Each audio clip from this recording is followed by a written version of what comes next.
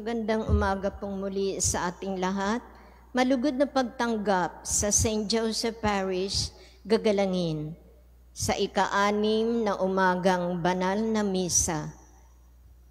Ngayon, Miyerkules, tayo po ay nasa ika-31 linggo sa karaniwang panahon. Tumayo po ang lahat at tayo makiisa sa Eucharistikong pagdiriwang na pamumunuan ng mahal nating Kura Paroko, Reverendo Padre Douglas D. Badong.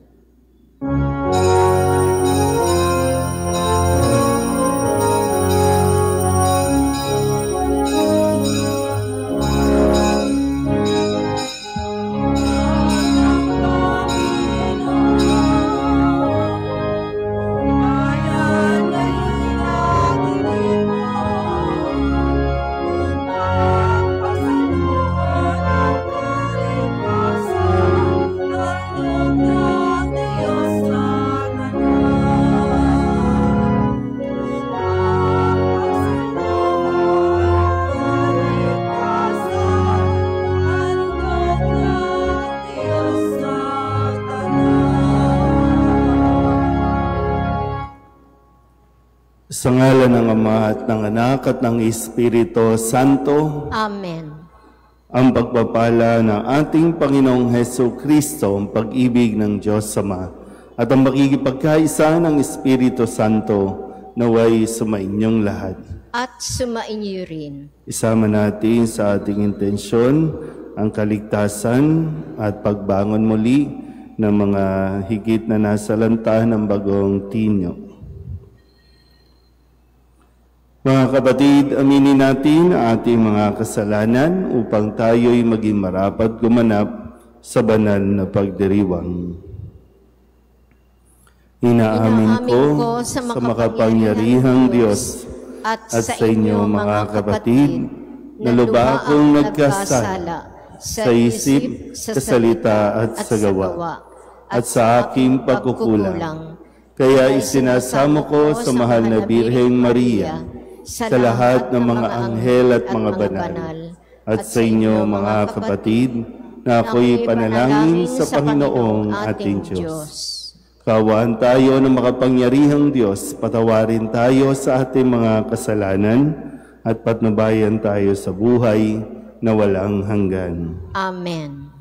Panginoon, kaawaan mo kami. Panginoon, kaawaan mo kami. Kristo, kaawaan mo kami. Kristo, kaawaan mo kami. Panginoon, kaawaan mo kami. Panginoon, kaawaan mo kami.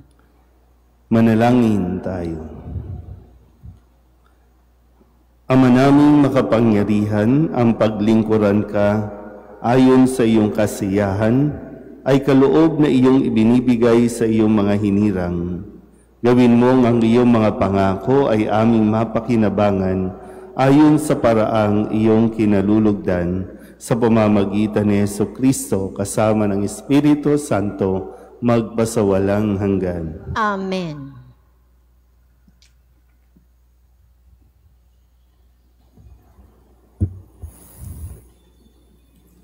Pagbasa mula sa sulat ni Apostol San Pablo sa mga taga-Roma.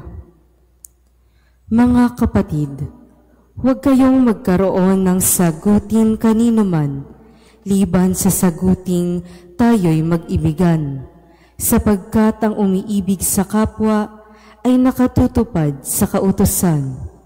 Ang mga utos, gaya ng huwag kang mangangalunya, huwag kang papatay, huwag kang magnanakaw, huwag kang mag-iimbot, at ang alinmang utos ng tulad ng mga ito ay nabubuo sa ganitong pangungusap. Ibigin mo ang iyong kapwa gaya ng iyong sarili. Ang umiibig ay hindi gumagawa ng masama kanino man, kaya't ang pag-ibig ang kabuuan ng kautusan. Ang salita ng Diyos. Salamat sa Diyos.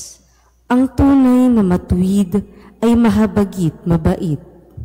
Ang taong tunay na matuwid ay mahabagit mabait. Mapalad ang tao na may takot sa Diyos, siyang sumusunod ng buong alindog. Ang kanyang lipi magiging dakila, pati mga angkan ay pinagpapala. Ang taong tunay na matuwid ay mahabagit mabait. Ang taong matuwid may bait at habag, kahit sa madilim, taglay ay liwanag. Ang mapagpaulang nagiging mapalad, kung sa hanap buhay siya'y laging tapat. Ang taong tunay na matuwid ay mahabagit mabait. Mabait na lubha, lalo sa mahirap. Ang pagiging matuwid ay di nagwawakas. Buong karangalan siyang itataas. Ang taong tunay na matuwid ay mahabagit mabait.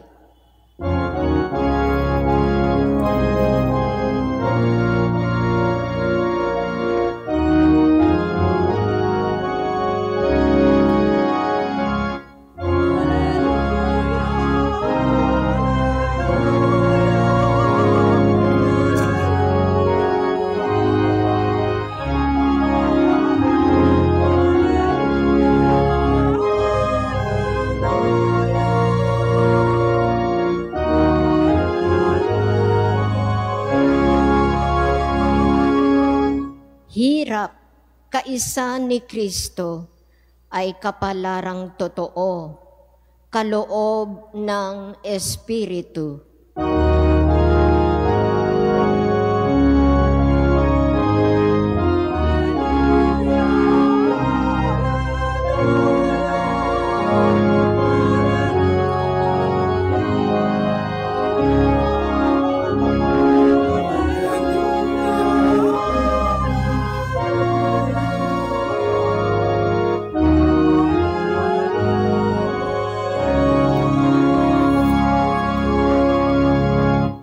Sumainyo ang Panginoon. At sumaiyo rin. Ang mabuting balita ng Panginoon ayon kay San Lucas. Papuri sa iyo, Panginoon.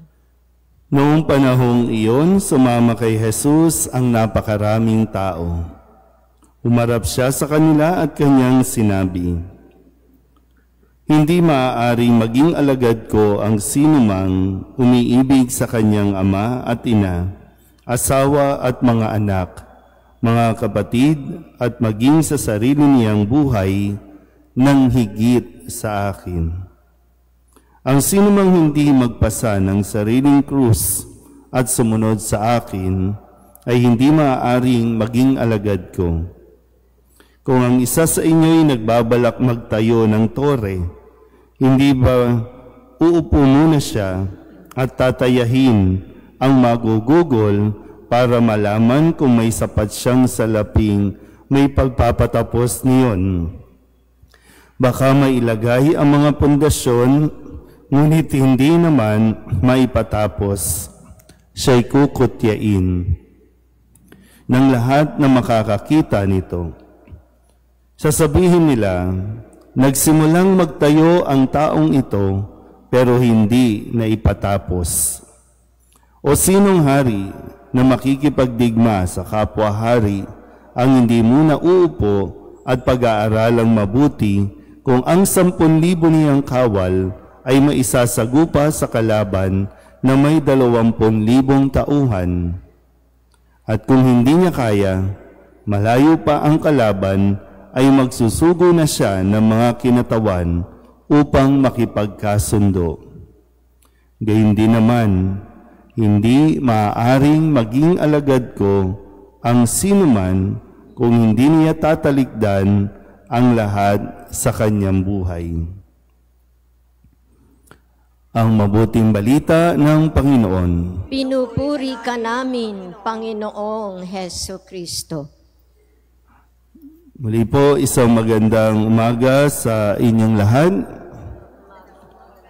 Ngayon po ay Miyerkules ng ika-31 linggo sa karaniwang panahon at hindi po mawaglit sa aking isipan ang mga nangyayari po, no? Lalo na sa Cebu na dinaanan po ng bagyong Tino, no? Talagang lubog at lahat ng mga ari-arian, no, ay biglang naglaho, no, at nawala ng saysay. Pero pagdasal natin, nawa ang kaligtasan po, no, ng higit na sa mga tao na nakatira roon. At sadyan, sana po talagang matuto tayo at matauhan tayo sa ating pong mga ginagawa, no, sa ating lipunan, sa ating kalikasan.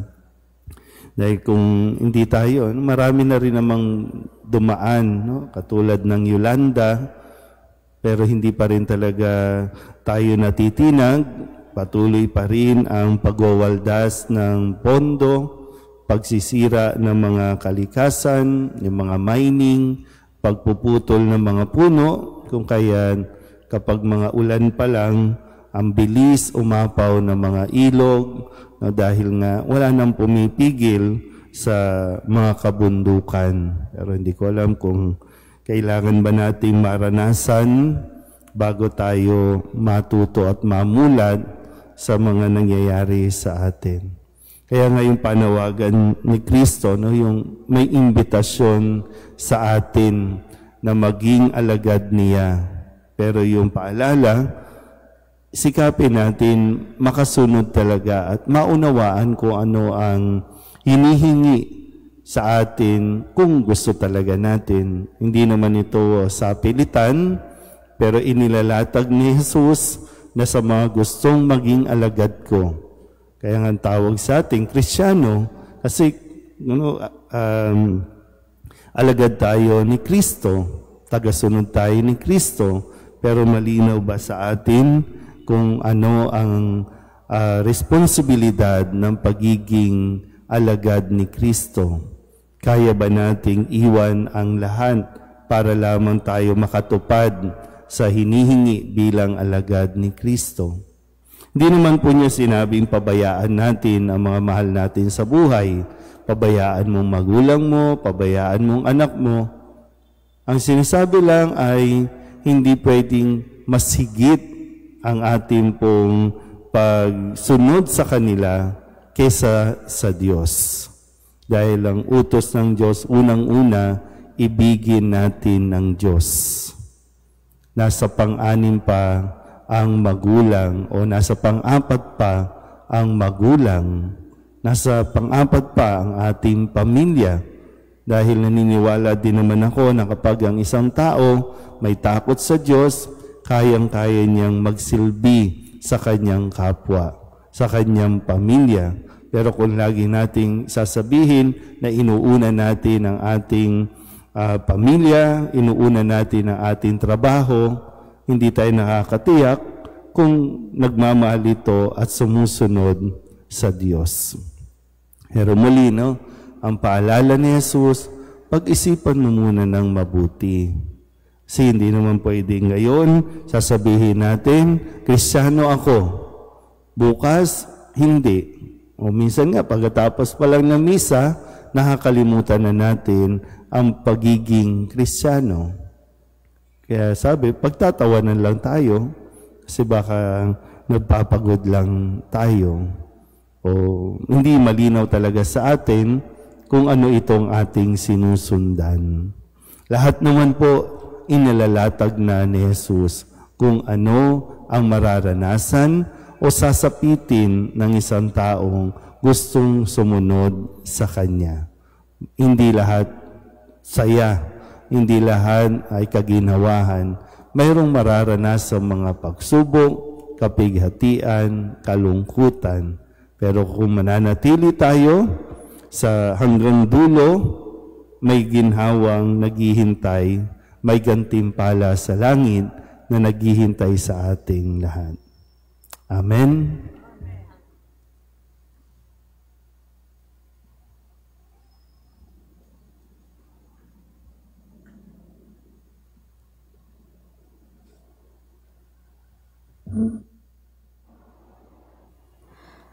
Oratio Imperata para sa katapatan, katotohanan at katarungan. Amang makapangyarihan sa lahat, ikaw ang gumabay sa iyong bayan mula sa pagkaalipin bilang haling ulap sa araw at haling apoy sa gabi. Sa panahong ito ng panlilinlang at katiwalian na bumabalot sa aming bayan, ipamalas mo sa amin ang iyong liwanag na nagtataboy sa lahat ng dilim. Inaamin naming kami rin ay madalas lumalakad sa kadiliman, sa aming pananahimik, pagkikibit-balikat at kawalang pakialam, hinayaan naming lumaganap ang kasinungalingan at umusbong ang katiwalian. Patawarin mo kami, Panginoon, at linisin mo ang aming mga puso sa kasalanang bumubulag at sumisira, kasalanang umaagaw ng pagkain sa mahihirap at ng pag-asa sa buong bayan. Ipagkaloob mo sa amin ang mga pinunong kawangis ng puso ng iyong anak, mga pastol na handang maglingkod, hindi mga lobong sumisila. Sa kapangyarihan ng iyong banal na Espiritu, bigyan mo kami ng lakas ng loob na itakwil ang kasinungalingan, ibunyag ang pandaraya, igiit ang katarungan, at ipagtanggol ang katotohanan sa lahat ng aming gawain, pampubliko man o pansarili, upang ang katapatan ay dumaloy sa aming lupain tulad ng ilog, at ang katuwiran ay rumagasa na parang malakas na agos. O Diyos ng katarungan at habag, gawin mong ubasan ng kabutihan ang aming bayan, hindi lason ng kasakiman, manipulasyon at pagkamakasarili, kundi pagyamanin ng katapatan, malasakit at pag-ibig. Hinihiling namin ito sa pamamagitan ni Kristo na aming Panginoon. Amen. Maria, salamin ng katwiran, ipanalangin mo kami. San Miguel Arcangel, ipanalangin mo kami. San Lorenzo Luis at San Pedro Calungsod, ipanalangin ninyo kami.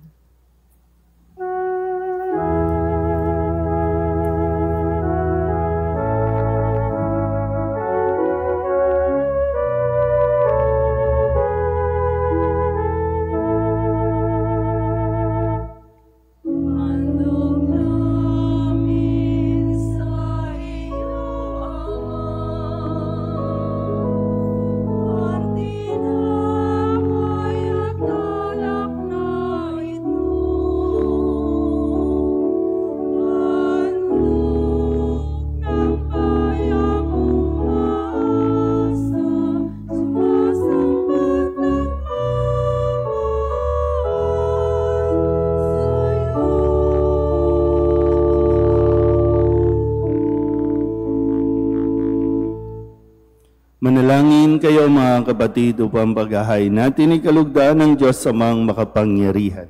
Tanggapin nawa ng Panginoon itong paghahain sa iyong mga kamay, sa kapurihan niya at karangalan, sa ating kapakinabangan at sa buong sambayanan niyang banal. Ama naming lumikha, ang paghahain naming ito ay maging dalisay nawa at maging banal na pakikinabang namin sa iyong awang dakila sa pamamagitan ni Jesucristo kasama ng Espiritu Santo magpasawalang hanggan. Amen. Sumainyo ang Panginoon. At sumaiyo rin. Itaas sa Diyos ang inyong puso at diwa. Itinaas na namin sa Panginoon. Pasalamatan natin ang Panginoong ating Diyos. Marapat na siya ay pasalamatan. Ama naming makapangyarihan, tunay ngang marapat na ikaw ay aming pasalamatan.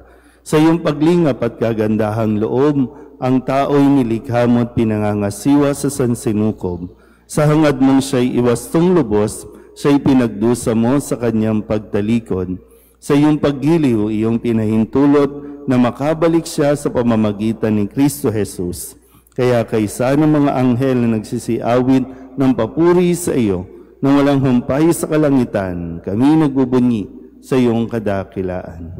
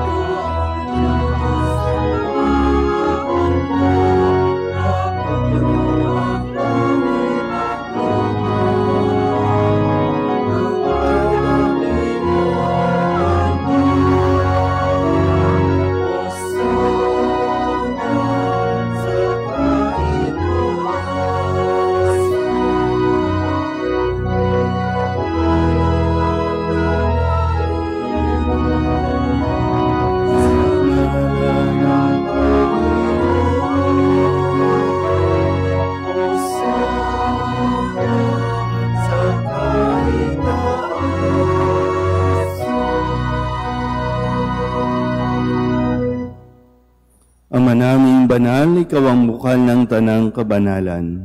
Kaya't sa pamamagitan ng iyong Espiritu, gawin mong banal ang kaloob na ito upang para sa aming maging katawan at dugo ng aming Panginoong Heso Kristo. Bago niya pinagtisang kusang loob na maging handog, hinawakan niya ang tinapay, pinasalamatan kaniya, pinaghati-hati niya iyon, iniabot sa kanyang mga alagad at sinabi, "Tanggapin ninyong lahat ito at kanin, ito ang aking katawan na ihahandog para sa inyo."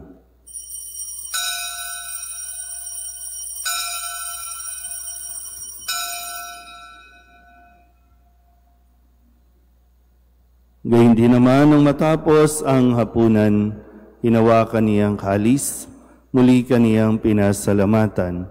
Iniabot niya ang kalis sa kanyang mga alagad at sinabi, "Tanggapin ninyong lahat ito at inumin. Ito ang kalis ng aking dugo, ng bago at walang hanggang tipan. Ang aking dugo na ibubuhos para sa inyo at para sa lahat sa ikapagpapatawad ng mga kasalanan. Gawin ninyo ito sa pag-alaala sa akin."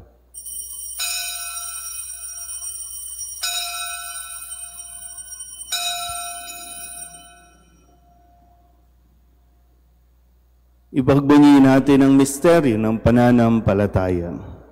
Si Kristo'y namatay, si Kristo'y nabuhay, si Kristo'y babalik sa wakas ng panahon. Ama, ginagawa namin ngayon ang pag-alaala sa pagkamatay at muling pagkabuhay ng iyong anak.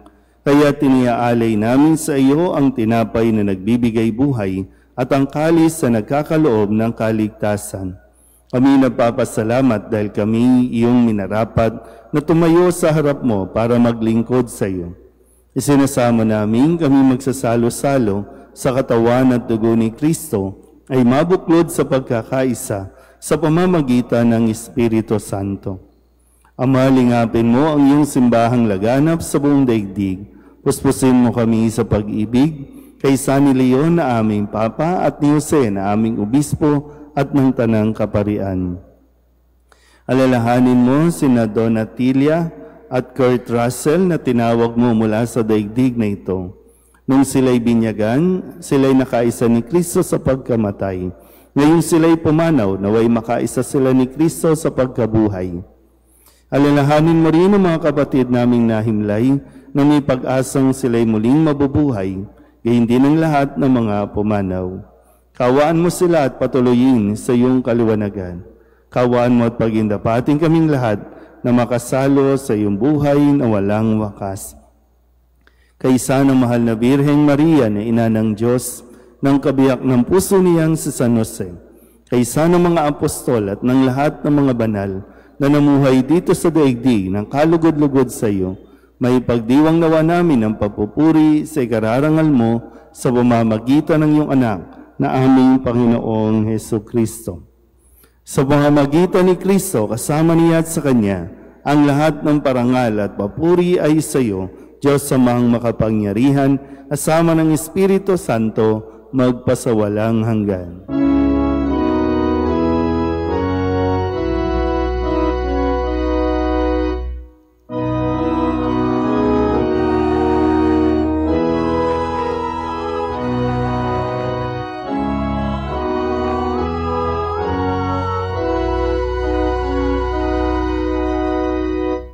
Sa tagubili ng mga nakagagaling na utos at turo ni Jesus sa Panginoon natin na Diyos, ipahayag natin ng lakas loob.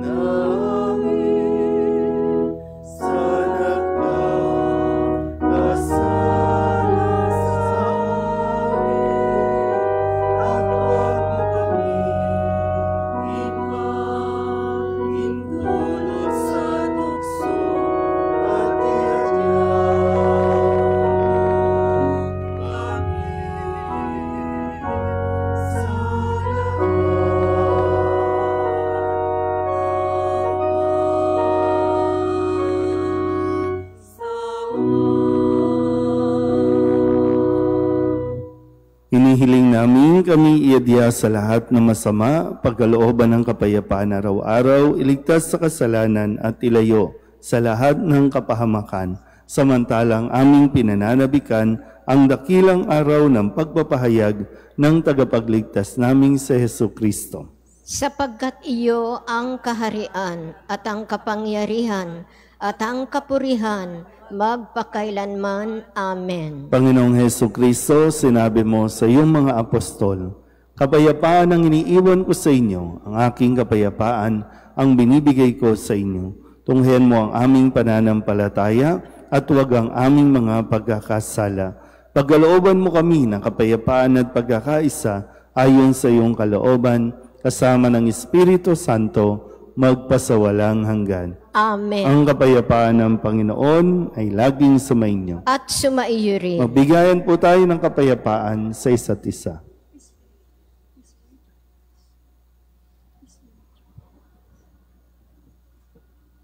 Kordero ng Diyos na nag-aalis ng mga kasalanan ng sanlibutan, maawa ka sa amin. Kordero ng Diyos na nag-aalis ng mga kasalanan ng sanlibutan, maawa ka sa amin. Kordero ng Diyos na nag-aalis ng mga kasalanan ng sanlibutan, ipagkaloob mo sa amin ang kapayapaan. Ito ang kordero ng Diyos. Ito ang nag-aalis ng kasalanan ng sanlibutan.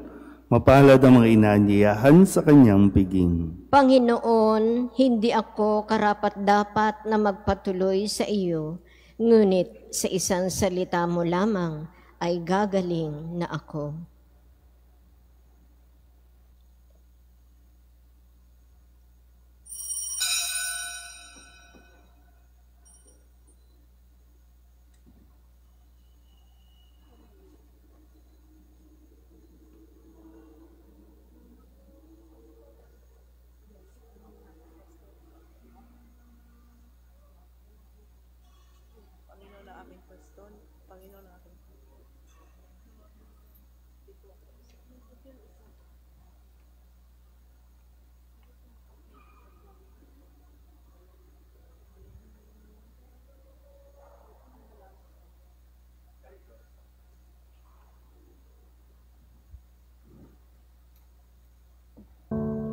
Lumuhod po ang lahat.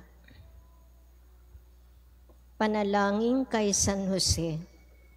Abang tagapangalaga ng tagapagligtas, kabiyak na puso ng mahal na Biring Maria, sa iyo ipinagkatiwala ng Diyos ang kaisa-isa niyang anak. Sa iyo nagtiwala si Maria. Sa piling mo si Kristo'y naging tao. Maging ama ka rin sa amin, pinagpalang Jose, at gabayan mo kami sa landas ng buhay. Ihingi mo kami ng biyaya, awa at tapang, at ipagtanggol kami sa lahat ng masama. Amen.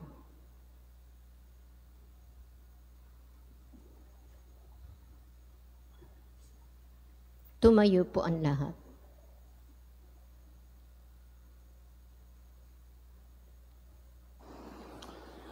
Manalangin tayo. Ama naming mapagmahal, magkaroon nawa ng karagdagang bunga ang iyong ginagampanan sa aming banal na pakikinabang, upang sa aming pagsasalo, maging handa kaming tumanggap sa katuparan ng pangako mo sa pamamagitan ni Jesucristo, kasama ng Espiritu Santo, magpasawalang hanggan. Amen. Mga kapatid, pagkukulan natin ng panalangin ang mga yumao nating mga mahal sa buhay at ang lahat ng mga kaluluwa sa purgatorio. Mga anghel, mga banal, tanang nasa kalangitan, halikayo at samahan ang mga giliw naming pumanaw sa piling ng poong mahal. Si Kristo ang mag-aakay sa kandungan ni Abraham upang doon ay humimlay. Ang mga giliw naming pumanaw sa piling ng poong mahal. Sa ilaw na walang hanggan, kapayapaan naway, pagkamitin ng may kapal. ang mga giliw naming pumanaw sa piling ng poong mahal. Ama naming mapagmahal, iniahabilin namin sa iyo ang aming mga kapatid na pumanaw sa buhay na ito. Huwag mo po silang pabayaan at pamalagiin mo silang buhay sa iyong piling. Alang-alang sa iyong awa at pag-ibig, patawarin mo sana ang kanilang mga pagkukulang at nagawang pagkakasala, dala ng kanilang kahinaan. Manatili nawa silang maligaya sa iyong piling kasama ng iyong anak at ng Espiritu Santo magpasawalang hanggan. Amen. Kapayapaan kailanman ang igawad ng may kapal sa mga yumaong ating mahal. Sila nawa ay silayan ng ilaw na walang hanggan. Sumainyo ang Panginoon. At sumainyo rin. At pagpalain kayo ng makapangyarihang Diyos, Ama at Anak, at Espiritu Santo. Amen. Tapos ang banal na misa, humayo tayo sa kapayapaan ni Kristo. Salamat sa Diyos. Magandang umaga po.